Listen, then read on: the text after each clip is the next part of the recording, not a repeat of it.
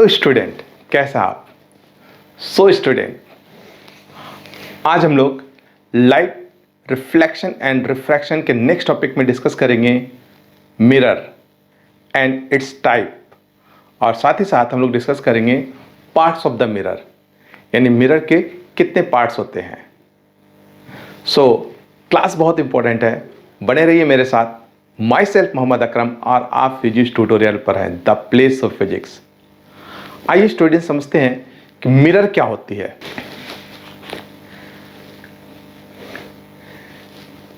Basically student, mirror हम उस surface को कहते हैं जिस सरफेस से लाइट की रेगुलर रिफ्लेक्शन होती है। मैंने आपको लास्ट क्लास में बताया है कि रिफ्लेक्शन दो तरह के होते हैं। एक रिफ्लेक्शन रेगुलर रिफ्लेक्शन होती है और एक इरेगुलर रिफ्लेक्शन होती है। रेगुलर रिफ्लेक्शन जो होती है वो स्मूथ एंड शाइनिंग सरफेस से होती है, जबकि इरेगुलर रिफ्लेक्शन रफ सरफेस से होती है। तो जब किसी सरफेस से रेगुलर रिफ्लेक्शन हो और वो सरफेस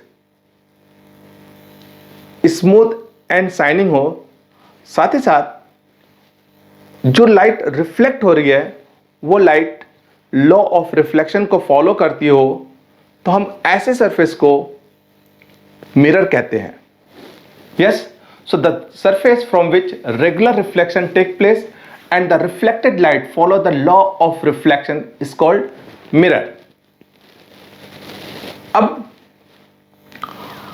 एग्जाम्पल देखते हैं। जैसे ग्लास मिरर होती है जिसमें आप अपने फेस को देखते हैं। ये मिरर है। वाटर की सरफेस वो भी मिरर की तरह बिहेव करती है, तो हम लोग वाटर के सरफेस को भी एज ए मिरर कंसिडर कर सकते हैं। आपने अपने स्पून में भी आप कभी कभी अपने फेस को देख लेते हो, तो वो भी मिरर है।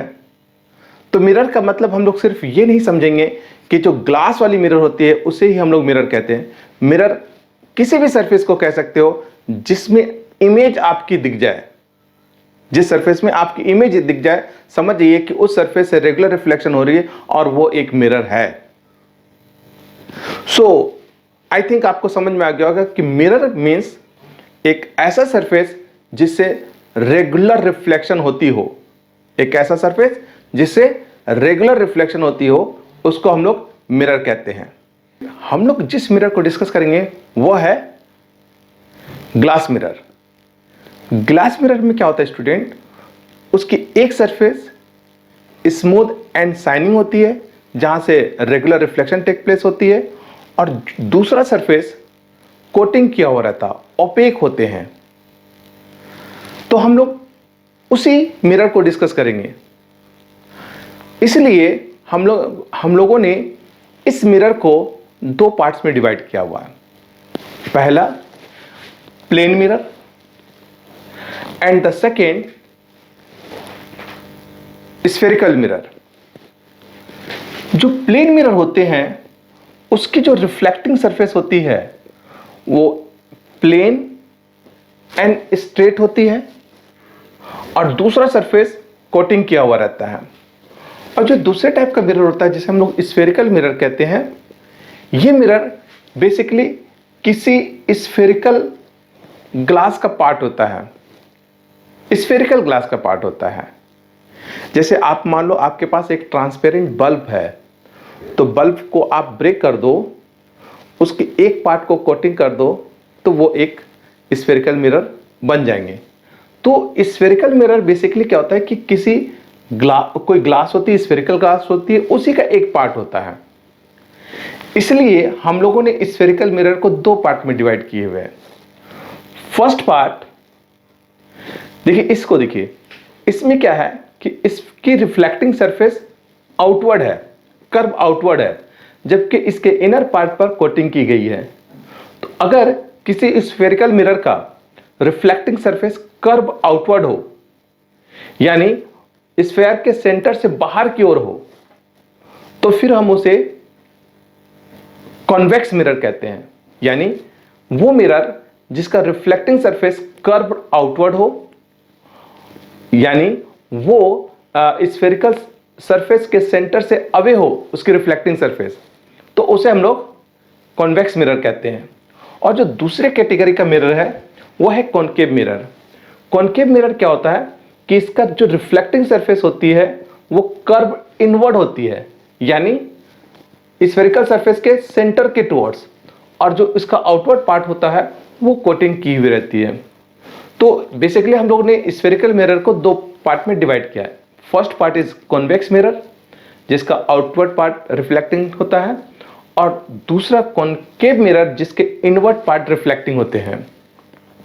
जैसे आप स्पून को ही ले लेते हैं एग्जांपल में, तो एग्जांपल में अगर हम स्पून को लें तो उसका ये वाला पार्ट कर्व इनवर्ड होता है, तो इसको आप कॉनकेव मिरर की तरह ट्रीट कर सकते हो।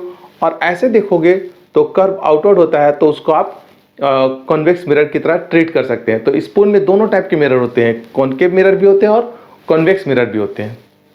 तो ये हुआ हमारा टाइप्स ऑफ मिरर, जिसमें फर्स्ट है प्लेन मिरर एंड सेकेंड है स्फेरिकल मिरर। स्फेरिकल मिरर को भी हम लोग दो पार्ट में डिवाइड करते हैं। First one is a convex mirror and second is a concave mirror.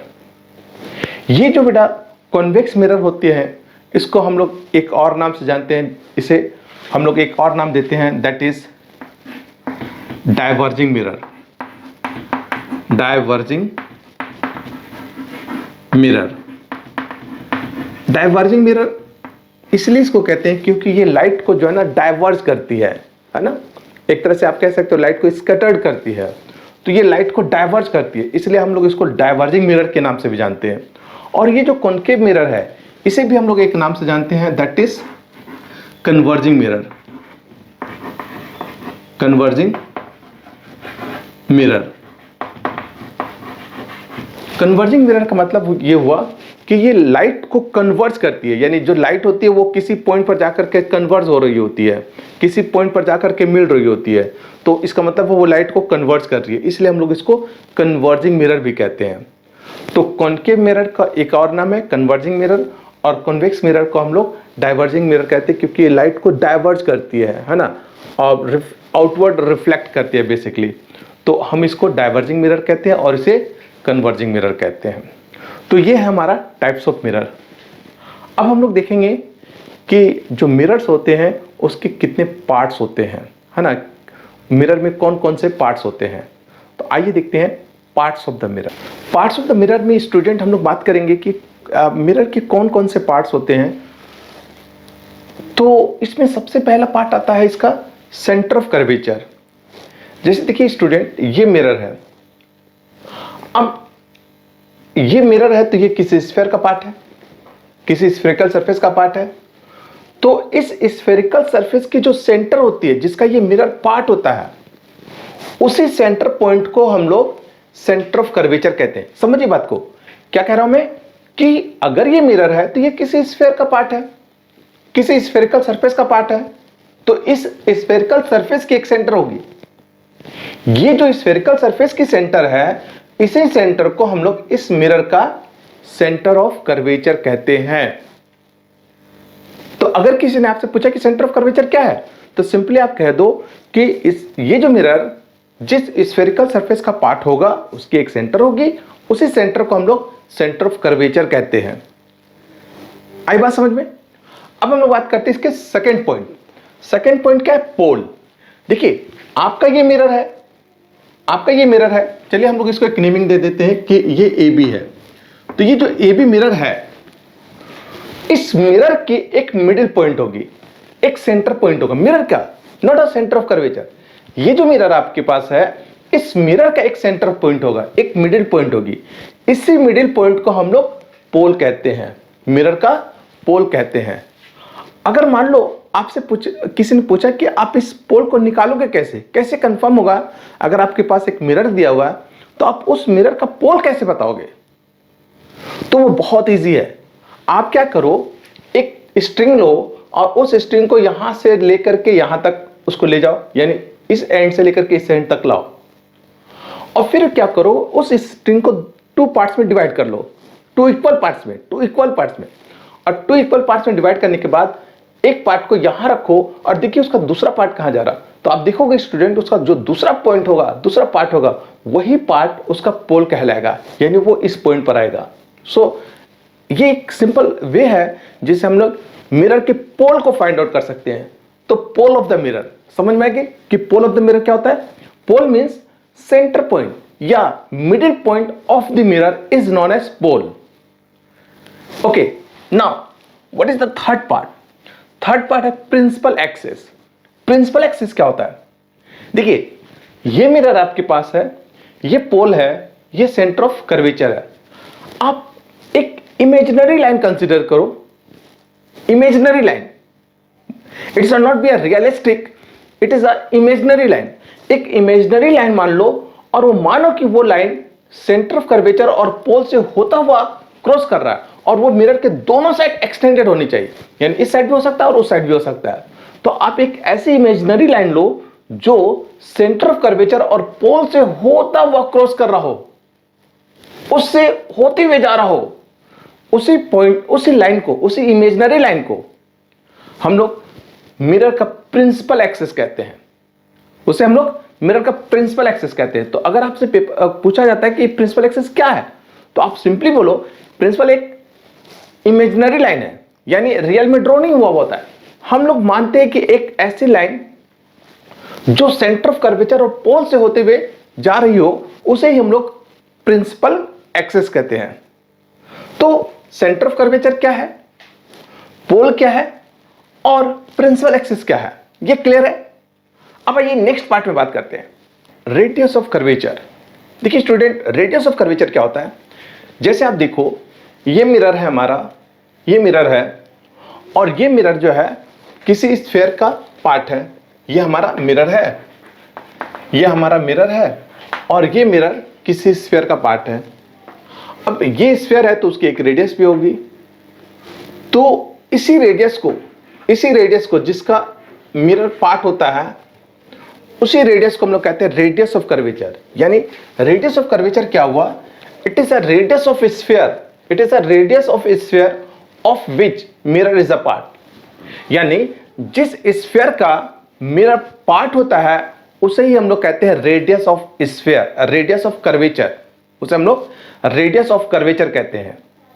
The radius of which mirror is a part is known as radius of curvature. The radius of a sphere of which mirror is a part is called radius of curvature.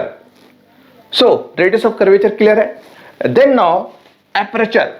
Aperture क्या होता है?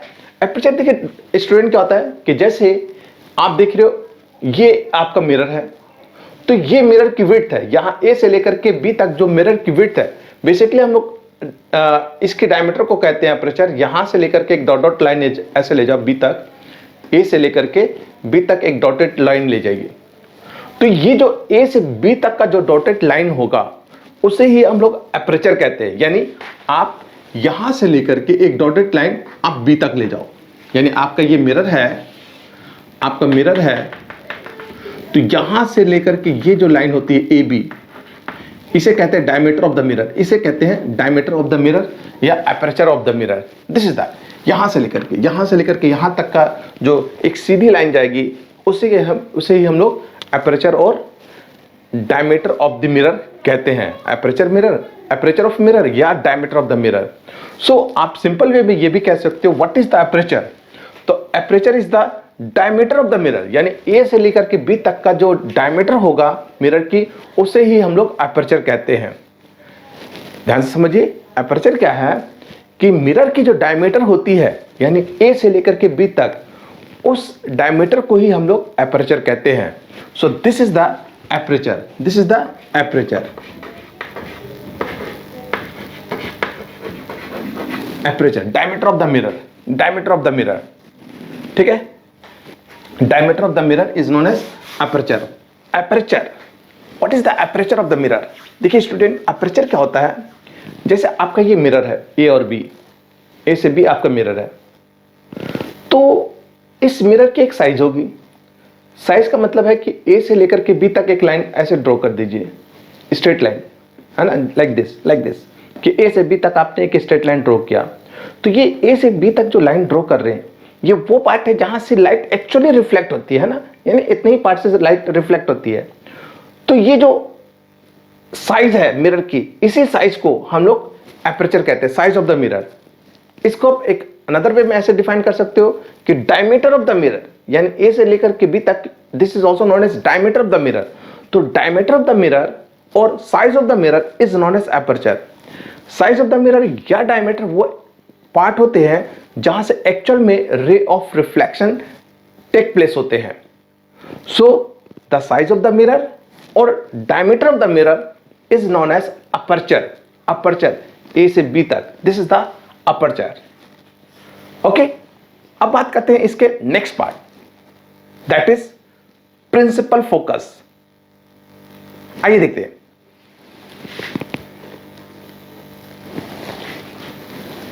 सो principal focus, देखिए student, principal focus क्या होता है?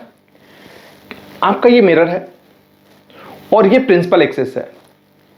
अगर आप वो सारे रेज कंसिडर कर लो जो इस प्रिंसिपल एक्सिस के पैरेलल हो, तो जब रे प्रिंसिपल एक्सिस के पैरेलल होती है तो रिफ्लेक्शन के बाद या तो किसी एक सिंगल पॉइंट पर सारे रे कन्वर्ज होंगी, मीट करेंगे इन केस ऑफ कॉनकेव मिरर, या ऐसा अपीयर होगा कि वो सारी रेज जो है किसी पॉइंट से डाइवर्ज हो रही है। तो वो पॉइंट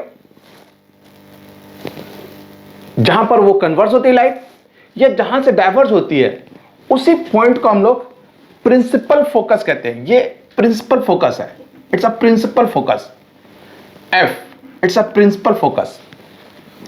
फिर से समझिए प्रिंसिपल फोकस क्या है। All the parallel rays to the principal axis after reflection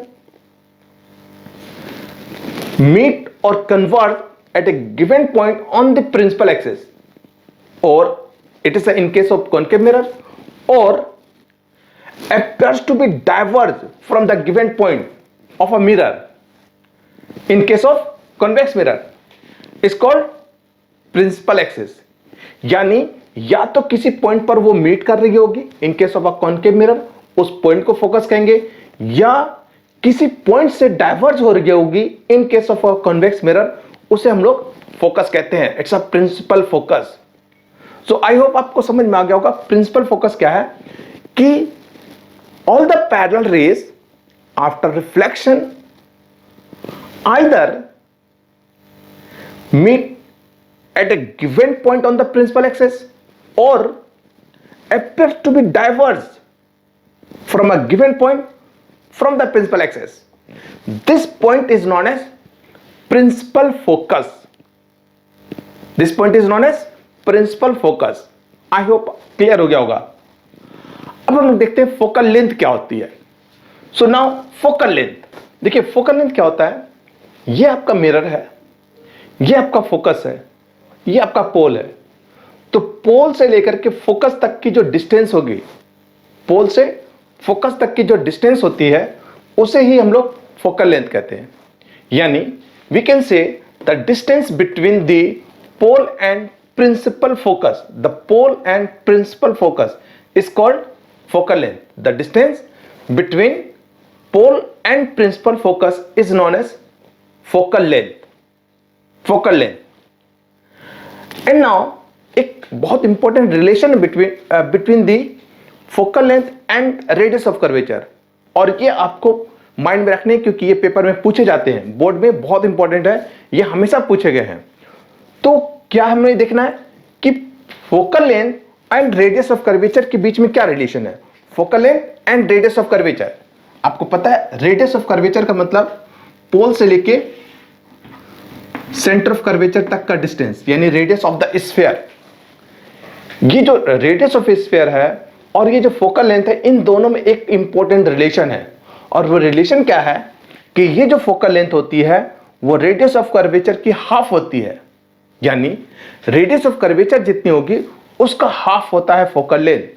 अगर मान लो स्टूडेंट कि ये मिरर है और इसकी जो रेडियस ऑफ कर्वेचर है आर, वो मान लो 30 सेंटीमीटर है, 30 सेंटीमीटर है, तो इसकी जो फोकल लेंथ होगी इस मिरर की वो हो जाएगी r/2 यानी 30/2 that is 15 centimetre. 15 centimetre that means कि जो फोकल लेंथ होती है वो रेडियस ऑफ कर्वेचर का हाफ होता है, या वाइस वर्सा में आप कह सकते हो कि जो रेडियस ऑफ कर्वेचर होती है वो फोकल लेंथ की डबल होती है। तो अगर आपके पेपर में फोकल लेंथ दिया है, रेडियस ऑफ कर्वेचर पूछा जा रहा है, तो आप उसको डबल कर दो, और अगर आपके पेपर में रेडियस ऑफ कर्वेचर दिया हुआ है और फोकल लेंथ पूछी जा रही है तो आप उसे हाफ कर दो, तो आपके फोकल लेंथ निकल जाएंगे। So it's a very important relation जो आपको हमेशा माइंड में रखना है, क्योंकि बोर्ड में ये पूछे गए हैं। सो आज हम लोगों ने जो डिस्कस किया वो था mirror and there parts. I hope आपको ये लेक्चर समझ में आया होगा। तो मिलते हैं नेक्स्ट लेक्चर में, जो कि अनदर बहुत इंपॉर्टेंट होगा। Thank you.